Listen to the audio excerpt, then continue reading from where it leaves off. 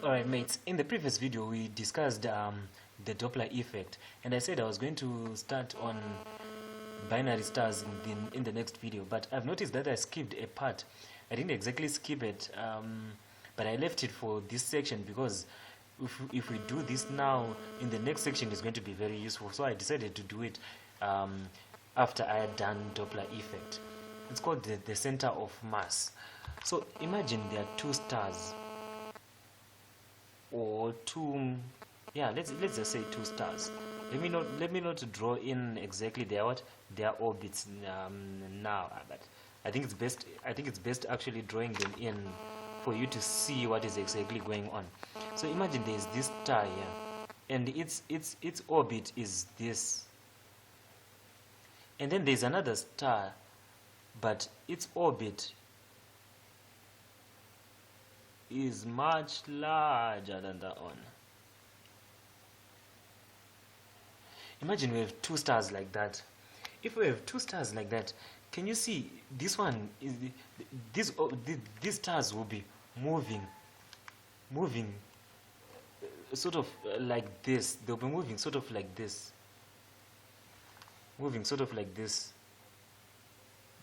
I hope you can see, because it's a bit difficult for me to prove to show you how they're moving. But imagine the other star is here, and imagine the other star is the green one, is the green thingy here. So when they're moving like this. Those are their orbits. This tip is making a small circle, and this one, this green, is making a larger circle outside. But they seem to be revolving around this part here, this end of the cap. They seem to be revolving around that individually. Because can you see this one? It seems to be revolving around some point here, and this one seems to be revolving around that same point. And that point is called the center of mass. So I'm going to mark it with an X. That's what I'm going to call it X. X is the center of mass. Center of mass. Center of mass is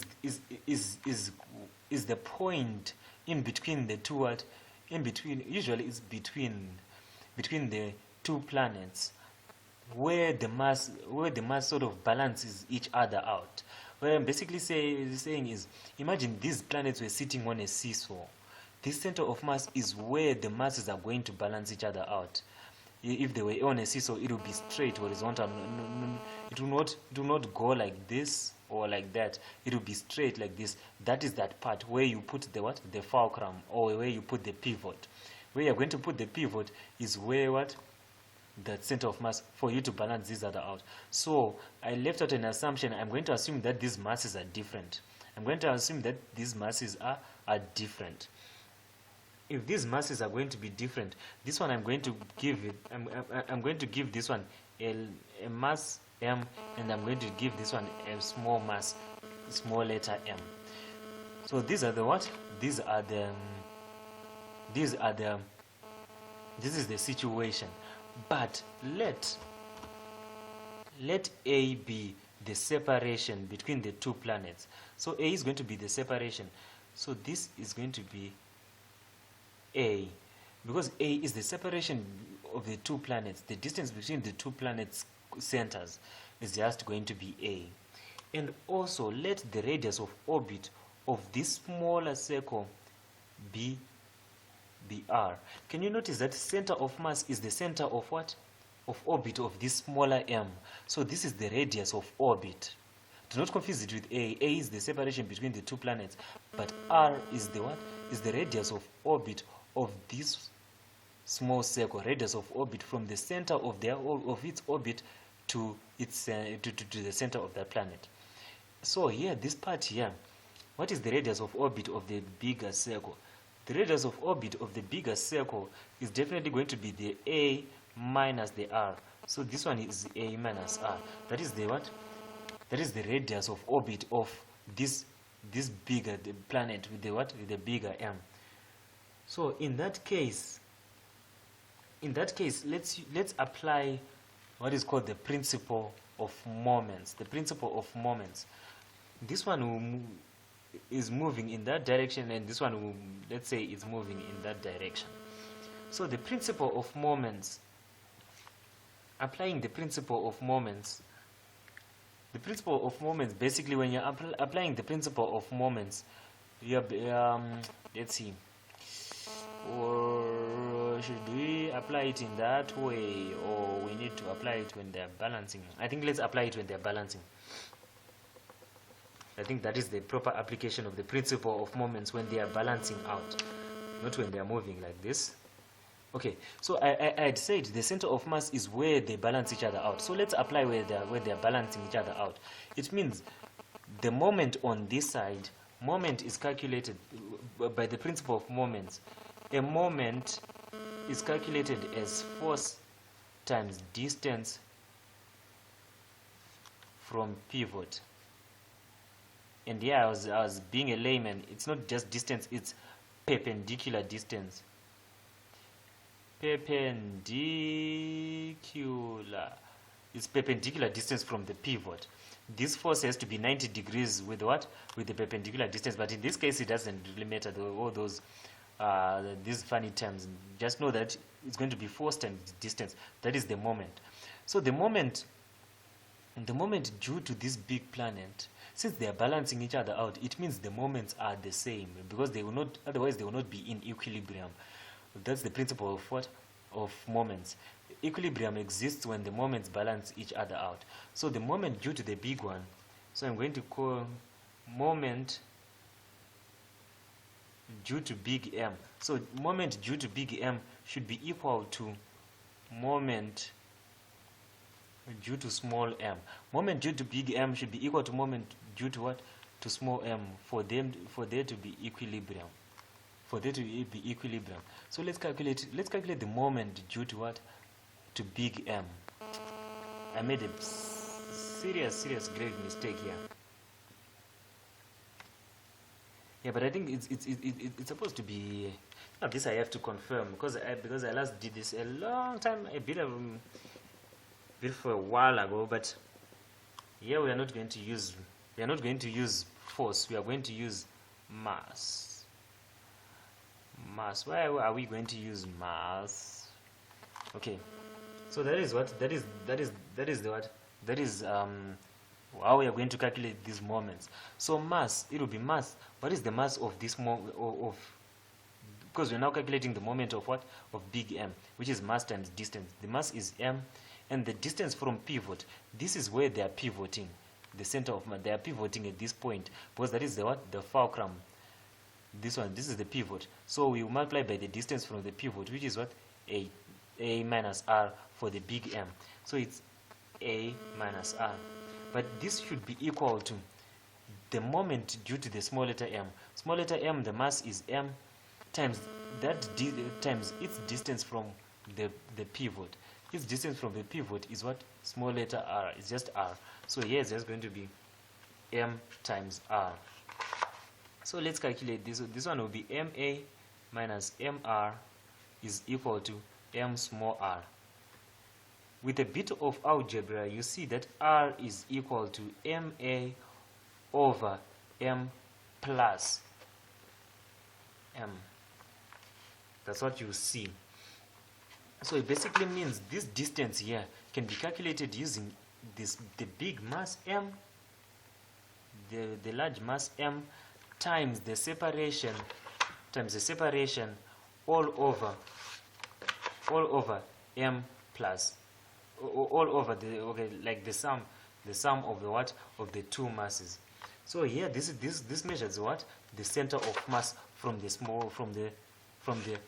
smaller object. That's how you calculate the center of mass. So now that we know the center of mass, in the next video when we are now doing binary stars, this will come very in handy, how to calculate the R using the separation, because this is a separation and we already know the masses. So we can calculate the R using the what? Using the separation. When you're told that they are 20 kilometers apart or whatever, we can calculate the R from the what? From any one of these objects, because this m is arbitrary, isn't? So we can calculate it from any one of these objects to the center of mass. So we can locate the center of mass using that R. So we'll see that in the next video how best to apply that when we're doing binary stars. Actually, sorry. Before we move on to the next video, there's a part that I have noticed that I might have skipped, but it is very, very important. I left out this part. Now consider. With our same diagram. Now consider the force of gravity on this small m. You know that the separation is going to be a. So that's going to be, our formula says F is equal to g m, mass of one object, mass of the other, over the separation squared. So in this case it's going to be F is equal to gm, mass of this small one, over a squared, because that is the separation between the two centers. The separation is what? Is a squared. So we are going to use this formula. Let's take it down, then we see how we are going to use it. It's F is equal to gm m over a squared. That's what we know, isn't it? But from Newton's second law of motion says F is equal to ma. That's what Newton's second law says. F is equal to ma. But this is circular motion, isn't it? It's moving in a circle. That small letter m, that small mass m, is moving in a circle. So we already know that our a is equal to rw squared. Therefore, from circular motion, F is equal to mrw squared. And also, we know that T is equal to 2 pi over W, right? So W is equal to 2 pi over T. These results coming from circular motion. That's why I had to do circular motion way before we did all this stuff. This one is going to be W is equal to 2 pi over T. Therefore, from circular motion, F is equal to mr 2 pi over T squared, which is equal to, m 4 pi squared over T r. That's what we know, isn't it? But already we have seen what r is. But r is equal to, what is r? Our r, we have already seen our r, which is the radius of orbit. We have already seen our radius of orbit, isn't it? Of this particular m. We've seen that our radius of orbit, after we did the moments, our radius of orbit is ma over m plus m. That's what we saw. So let's put that in the formula, in the first formula. But r is equal to ma over m plus m. Therefore, the first formula now becomes F is equal to m 4 pi squared over T, then big M over m plus capital letter M. I hope the M's are not confusing when I'm just saying m. But that's what we see already, isn't it? But if this is the force, this force came from what? From circular motion. It came from circular motion here. Here we are considering universal law of gravitation, and at this stage we are now considering circular motion. But since these forces are measuring the same quantity, this one here and this force here. So since they are measuring the same quantity, we can equate them. So equating them, therefore, my gm coming from universal law of gravitation will be equal to m 4 pi squared over T squared. Here it's actually supposed to be T squared over T squared ma over m plus m, like this, because I've just equated the two formulas. This side coming from universal law of gravitation, this side coming from the principles of circular motion. So when I equate the two like that, I can then solve for now the separation cubed over T squared. We're doing just a bit of algebra. It will be g over 4 pi squared m plus m. This last formula is very important, because sometimes you're told the masses of the two objects. You're told this mass, you're told this mass, and you're told the periods. You need their separation. You can calculate their separation because this one will be a constant, this one is a constant, this one is definitely a constant. So if you need the separation, you can calculate the separation. If you need the what? If you need the period, you can calculate the period using this formula. Or sometimes you won't be given the separation, you'll be given the period. When you're given these two, you can calculate their total sum. You can calculate this total sum of what? of the objects. When you calculate the total sum of the objects, you can then venture on to calculate mass of one object and the mass of the other. Maybe mass of this m in terms of this small m, and maybe you might come up with an answer that says m is equal to 3 small masses. That's what you mean. But those will come as we do the examples. But this formula, how to derive them, know them off by heart. How to derive these, or rather learn how to derive this. It's just simple things that we've been doing all along. Unifying, equating the force from gravity and the force from circular motion. So in the next video, we are going to move on to starting the binary. We're going to start the binary stars.